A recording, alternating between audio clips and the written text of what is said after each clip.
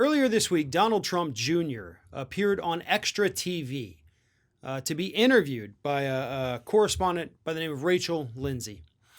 And during that interview, he was asked about Kyle Rittenhouse, the Kenosha killer, the 17-year-old kid that traveled from Illinois to Kenosha, Wisconsin, and murdered two Black Lives Matter protesters. And this is what Donald Trump Jr. had to say about Mr. Rittenhouse. He said, "He's a young kid. I don't want 17-year-olds running around the streets with AR-15s, and maybe I wouldn't have put myself in that situation. Who knows? We all do stupid things at 17. To which Rachel Lindsay responded, I think that's a little beyond stupid. And then Donald Trump said, really stupid, fine. But we all have to let that process play out and let due process take its course. So murdering two people, traveling across state lines with an illegal weapon, because you are only 17, you are not allowed to have this weapon. Traveling across state lines with an illegal weapon, killing two people, is just, stupid, crazy teenagers and your antics. Oh, no, this is murder. This is homicide. And in fact, you could argue that this was premeditated murder. He may not have known who he was going over there to kill, but he knew he was going over there to kill. I think the prosecutors, as long as this kid doesn't get a pardon, the prosecutors have a slam dunk case against him.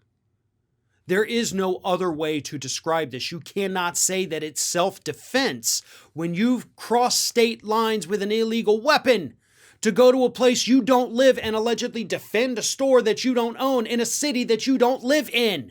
There is no excuse for what Kyle Rittenhouse did.